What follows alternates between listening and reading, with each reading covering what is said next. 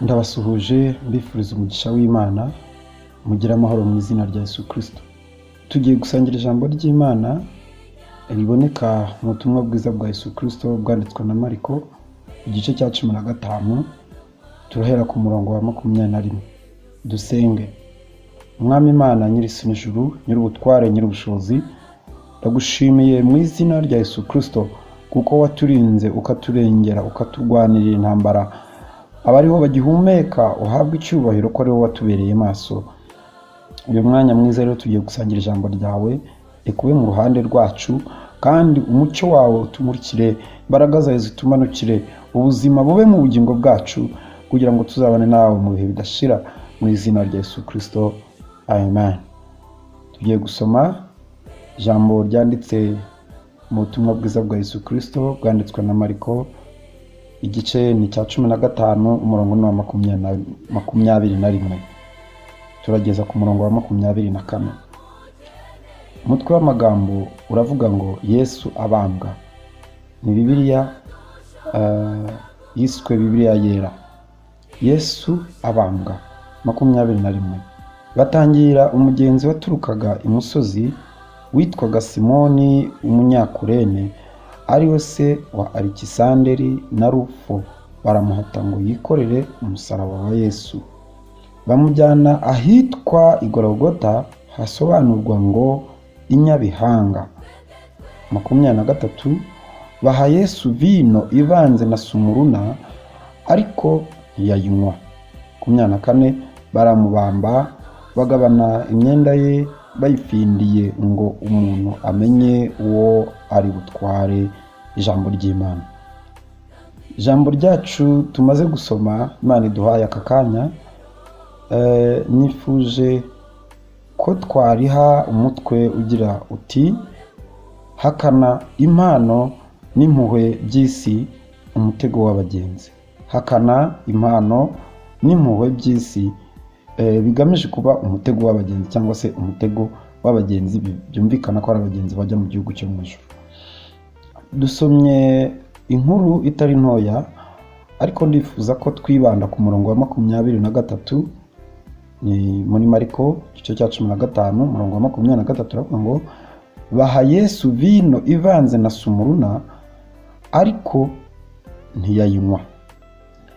Iki gikorwa cyabaye bari mu nzira bajya kubamba Yesu, cyangwa se wenda bageze Igorogota, ariko uko bigaragara bari mu nzira. Bafata uyu mugabo witwa Simoni umunyakurene ngo wari witurukiye umusozi, baramubwira bati twaze umugabo umusaraba. Umusaraba Yesu wari wamugoye cyane, yikubita hasi inshuro ya mbere, ya kabiri, ya gatatu, kandi yaragiye kubambanwa n'abandi bo batigeze bahura n'akaga ko gukubitwa. Twibuke neza yuko Yesu Pilato atashakaga ko apfa.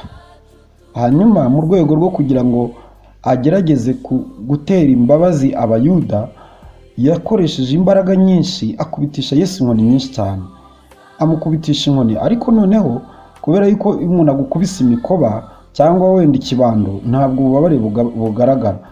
Bityo rero Yesu kumukubita bifashishije ibintu bikomeretsa cyane, ku buryo usibye aho bajya barikana ibiti biteyemo imisumari, ariko hano muri ubu butumwa hari n'abavuga ngo bamukubita urubingo rusadutse mu mutwe. Urubingo rusadutse nta kindi byari bigamije, kwari ukugira ngo bamukomeretse hacike ibisebe. Urubingo rusadutse, wenda batazi urubingo iyo rusadutse rurakebana, kimwe n'umugano cyangwa se n'ikindi kintu cyari cyo cyose gifite uruti rworoshye, iyo gisadutse kirakebana. Babikora kugira ngo bamukomeretse, bafata ndetse n'amahwa bamushyira mu mutwe kugira ngo akomereke ava amaraso, abantu babone koko uwo muntu yababaye. Ariko abayuda baranga bati oya, nabambwe, banga kumugirira impuhwe. Yesu rero yari yakomeretse cyane, yari yababaye, yari yakubiswe, yari yazahaye, kandi yagombaga kwikorera iki giti, yagombaga kujya kubambirwaho Igorogota. Tugeze rero kuri uyu murongo wacu wa 23.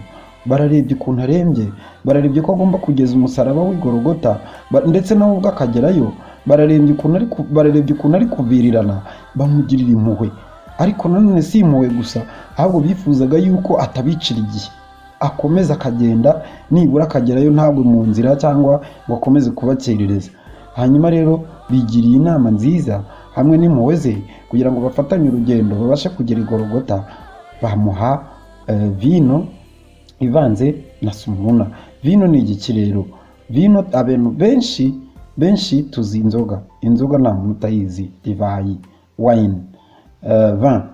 Vino ikimarira umuntu uyinyweye akayinywa koko akayisoma, nuko ikintu cya mbere imwibagiza umubabaro, ni umunezero muhimbano. Abantu bishakishirije baravuga bati iyi ngiyi tuzajya tuyinywa iryoshye ibyishimo byacu, iryoshye ubuzima bwacu. Iyo niyo vino. Vino umugabo wayinyweye arwaje umwana yibagirwa aho yarari, agataramana n'abandi, akibagirwa ububabare bwo kurwaza umwana, akibagirwa inshingano, mbese akabasha kubyirengagiza abifashijwemo na vino.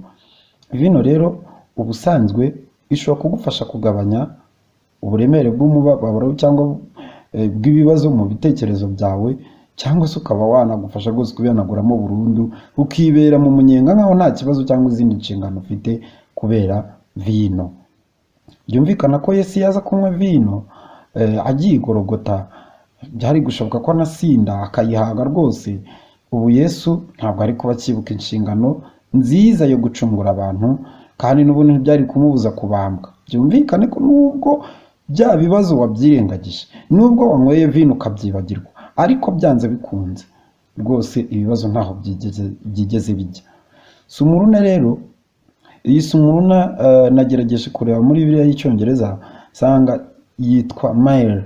Iyi myrrh ikoreshwa cyangwa se yakoreshwaga, reka mvuge mu bihe bya kera. Igitabo cyanyeretse ko kera, mu bihe bya kera, igitabo cyitwa Science Vie cyerekanye ko mu bihe bya kera iyi myrrh yakoreshwaga mu kuvura ibyo bise ngo ni inflammation.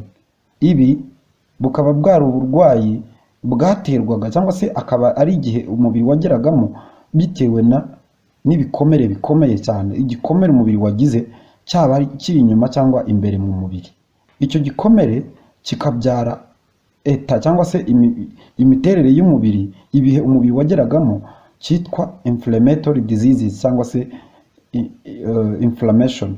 Izi inflammation zikaba ngo zarabaga zigizwe n'umuvuduko ukabije w'amaraso ngo ndetse n'ubushyuhe bwinshi cyane, bikabanziriza umuntu akenshi wabaga wakomeretse ariko kandi agiye no gupfa.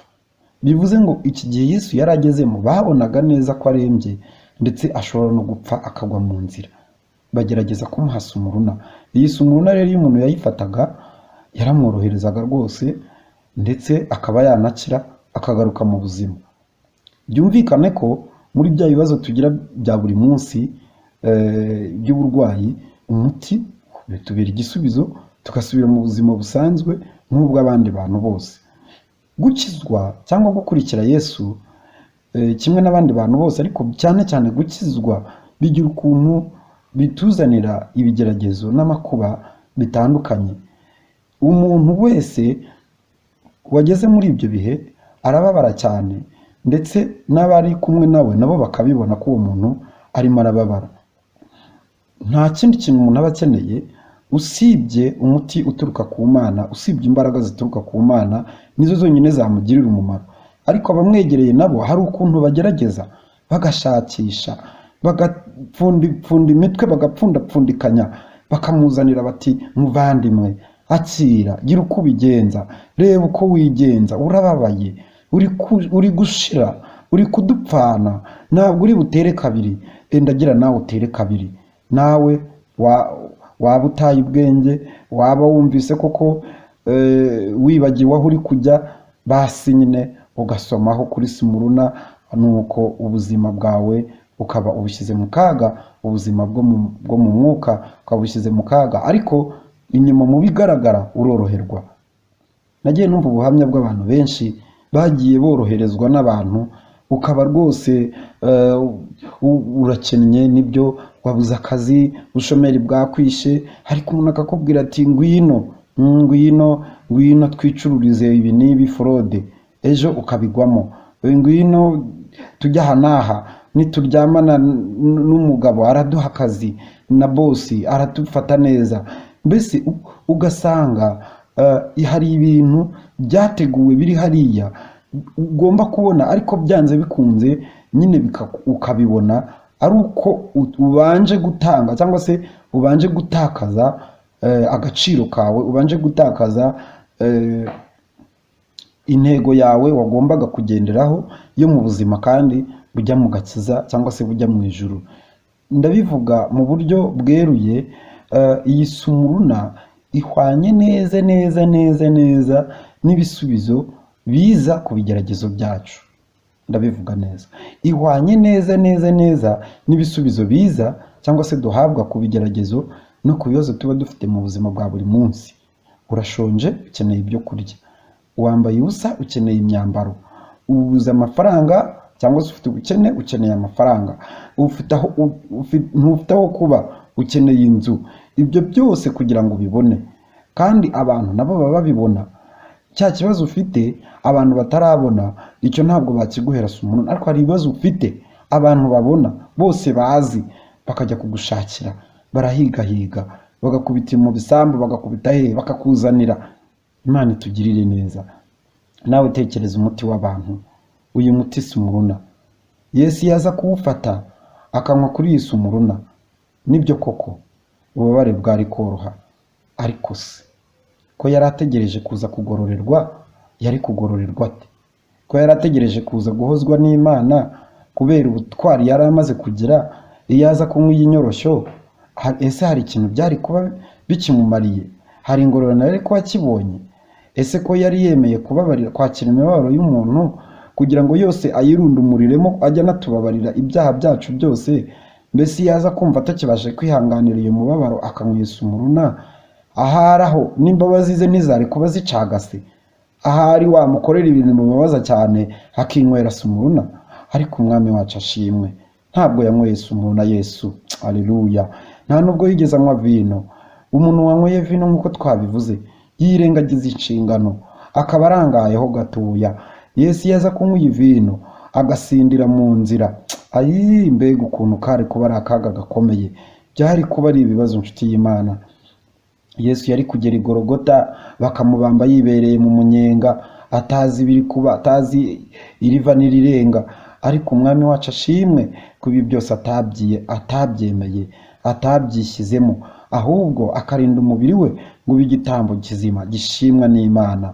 Kandi uyu munsi tukaba turi kunezezwa n'agakiza ke. Bivuze iki rero mu buzima bwacu bwa buri munsi?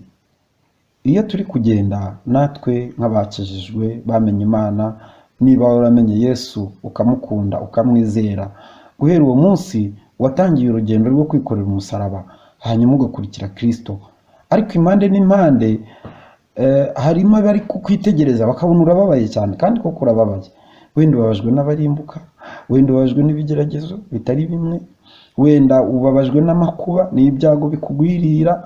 Ibyo byose birakubabaje, kandi abari kukureba bari kubona umubabaro ufite, kandi nabo barimo barajya i Gologota. Inshuti y'Imana, tubyibuke ahangaha i Gologota iyo tuvuga, wowe ikigutandukanyije nabo nuko yikoreye umusaraba, ariko nabo bari kujya i Gologota.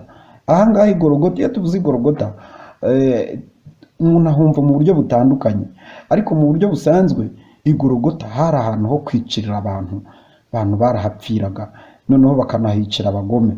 Wibuke nawe w'umupagani uri umugome, ariko banahiciye Yesu wera, n'abakristo barahabicira, bahiciye n'abera, ndetse uwera watubanjirije ni Yesu. Haleluya! Yesu yaratubanjirije gupfira i Gologota. I Gologota rero hapfira abagome, ariko hapfira n'abakiranutsi. Reka nkubwire, ubyango byemere uri kujya i Gologota.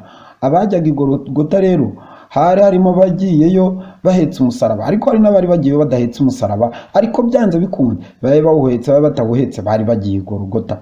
Rero abo ngabo bari bagiye i Gologota, igitangaje hari harimo bamwe bari gutoteza abandi nanone bari gutotezwa, bamwe bari guhanwa, abandi bari gukubitwa, abandi bari gushungera, abandi bari kogeza, abandi bayoboye ibikorwa.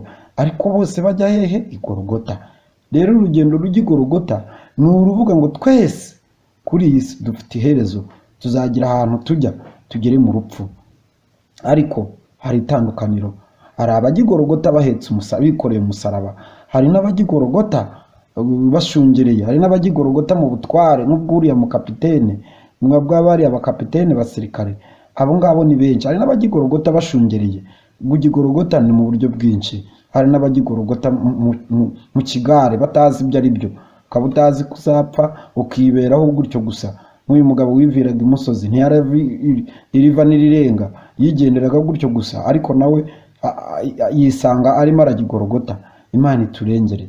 Ariko twigarukire, nawe rero urimo urajya i Golgota, uhetse umusaraba wawe, ukurikiye Yesu. Haleluya.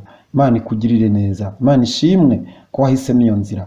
Noneho rero abantu bari kukureba, bari kubona umubabaro wawe, bari kubona ukuntu umerewe, bari kubona ukuntu ubabaye, bari kubona ukuntu wihebye. Kandi nibyo ijambo ry'Imana riravuga ngo abantu mwese bamenye Imana nimuririre ibiri gukorerwa mu rusengero, nimuririre ibiri gukorerwa mu itorero, nimuririre abarimbuka, nimuririre abari mu mwijima, nimurire muhogore, mutake Imana yohereze abasaruzi. Nta gihe na kimwe dufite cyo kwishima muri iyi si, nta na kimwe. Nta kintu na kimwe dufite cyo kwishimira muri iyi si, nta na kimwe. Wakwishimira iki? Abasambanyi basambana. Wakwishimira iki? Abajura biba. Wakwishimira iki? Abarozi baroga. Wakwishimira iki? Abicanyi bicana. Wakwishimira iki? Amashyari n'inzangano byuzuye abantu. Wakwishimira iki? Amanywa n'ijoro imihigo mibi irarihigwa, ubugome, imigambi mibi icurwa. Wakwishimira iki mu isi? Ni iki wakwishimira keretse unyweye vino? Iyo vino rero mu buzima bwacu bwa buri munsi igereranywa na bya bindi byose isi itegura, ikavuga ngo muze twishime, muze dutarame, muze tunezerwe. Ejo ni heza, ariko ejo hisi heza ni heza. Nta heza hisi hejo hahari. Ejo ni heza, ibyiza biri imbere. Muze turye, muze tunywe, muze twishime, muze dutarame. Utaramana ibiki? Waramenye Yesu, n'icyo utaramanye nacyo. Utaramanye n'ikipe, utaramanye n'inzoga, utaramanye n'imikino n'amafilime, n'icyo utaramanye nacyo. Niki kikunezeza? Utaramanye n'abakomeye mu bitaramo by'abishimira intsinzi zo mu isi. Ni iyihe ntsinzi y'isi yakunezeza? Ye baba we, nta ntsinzi yo muri Babiloni, ntayo. Niki utaramanye nacyo? Ahubwo nidushishimure imyenda, nitwiyambure, nituvuze induru, nidutake, dutakambe, duhamagara Imana itabare. Tuvuze kwiyambura, si uko tuvuze ngo twambare ubusa, oya. Ariko nta kurimba, oya. Nta kwirya ngo tudamarare, nta kuvuyarara. Ahubwo ni uguhora dutakira Imana, tuyihamagara, tuyibwira ngo Mana tabara abantu bari kurimbuka, tabara abantu barashize, tabara. Ngibyo ibikwiriye guhora bitera umuntu w'Imana ishavu, bitera umuntu w'Imana agahinda. Iyo baturebye bo rero cyangwa abandi tugendana nabo baravuga bati yo arababaye. Kandi aho ku ruhande ukurira niko n'ibigeragezo nabyo biba bitakoroheye. Ntabwo bireba ngo urasenga, oya. Nibireba ngo wiyiriza ubusa ngo hanyuma ibiryo biboneke, reka da. Nibireba ngo ugiri ineza ugaha abakene ngo ibindi bireka. Nibireba ngo wiga mu mwanya ukajya gusenga ngo nujya gucuruza wungo, reka. Ibigeragezo nabyo niko babiri kugusonga. Nubwo ufite uwo mubabaro ubabariye abarimbuka, uri gusenga winginga ngo Imana igire icyo ikora, ariko ku ruhande ibigeragezo biragukomeretsa, ibigeragezo birakujomba, ibigeragezo birakuvusha, ibigeragezo birakubabaza n'amakuba ataramwe. Urubyaro, urushako, baba we, imiryango, ubutunzi bukanga, amatungo akanga, mbese ibigeragezo bikagukomeretsa impande n'impande. Ariko iruhande rwawe hari abari kuguha vino ndetse na sumuruna. Vino ni kwibagiza intego yawe yo kujya mu bwami bwo mu ijuru ndetse no kunihira umurimo w'Uwiteka.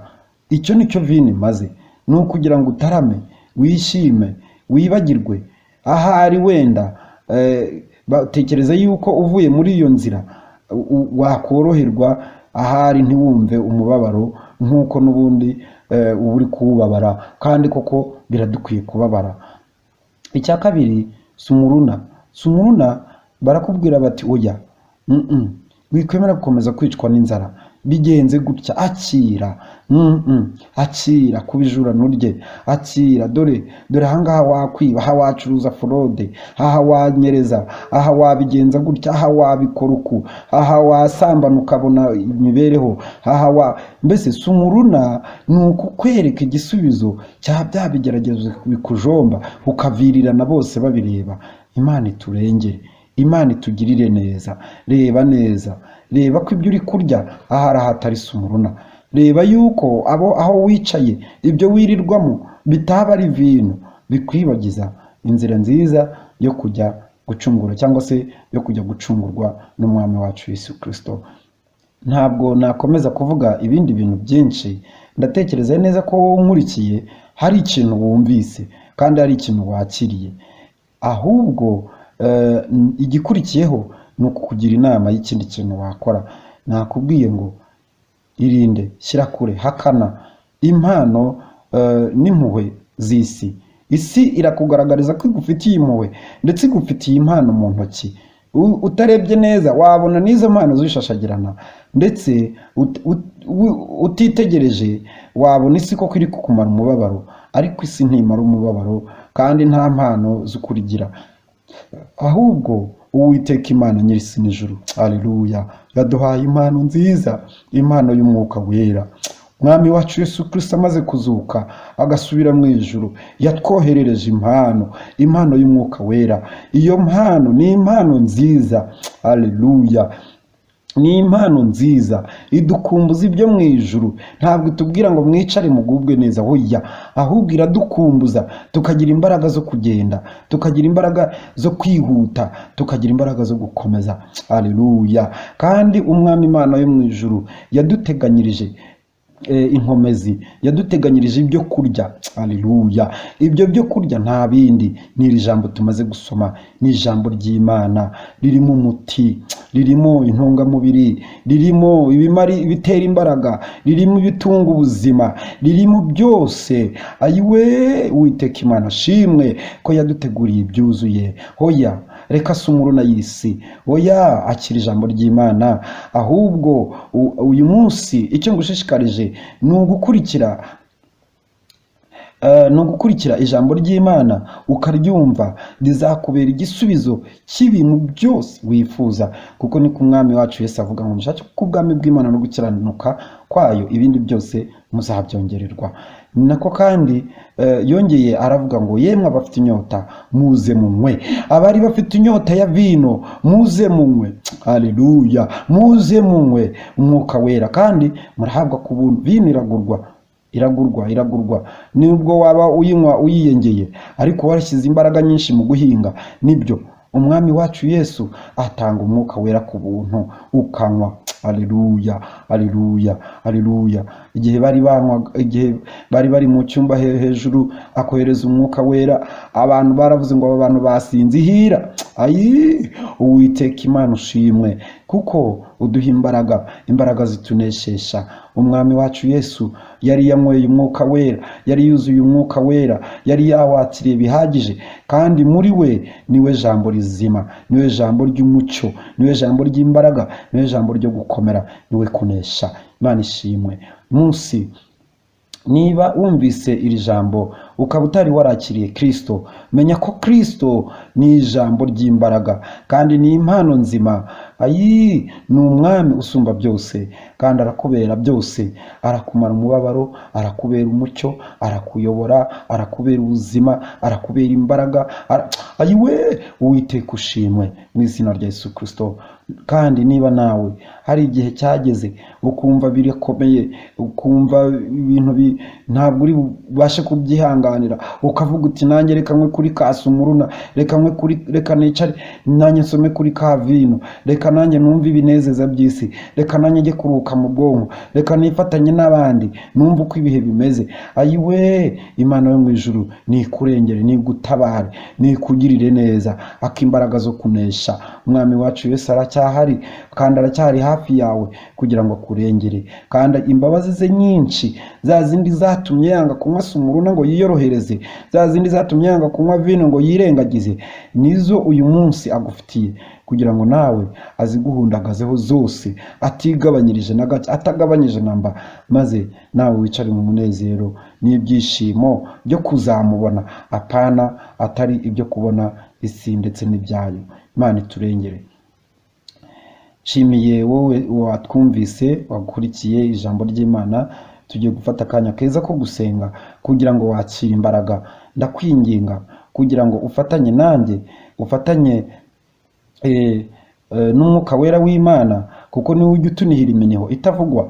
Ndakwinginze kugira ngo wemere uce bugufi Imana yo mu ijuru iguha imbaraga, ikwakire, ikurinde vino na sumuruna by'isi, ikurinde impuhwe n'impano by'isi, ikurinde kuyobywa cyangwa se iyo mitego ya Satani. Iyo Yesu aza kumva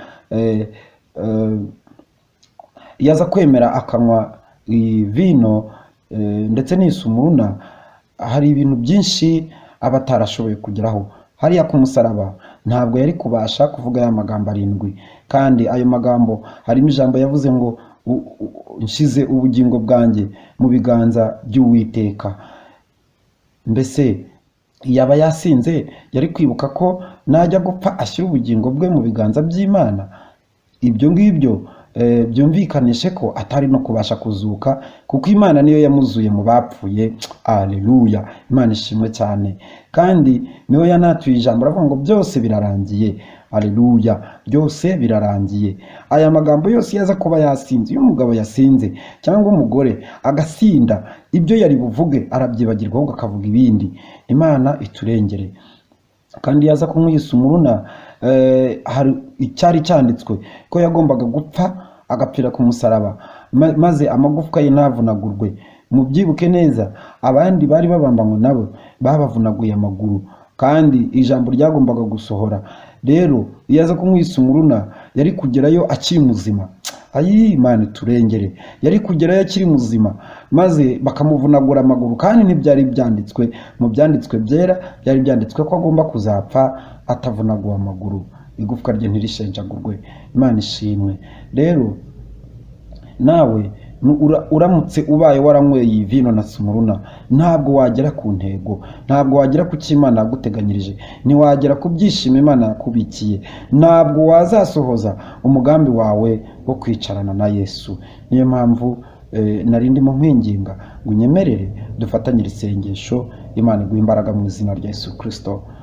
Mwami Imana nyir'isi n'ijuru, nyir'ubutware, nyir'ububasha, Mana ya Abrahamu na Isaka na Yakobo, wowe waducunguje amaraso y'umwana wa Yesu Kristo, uhabwe icyubahiro muri uyu mwanya.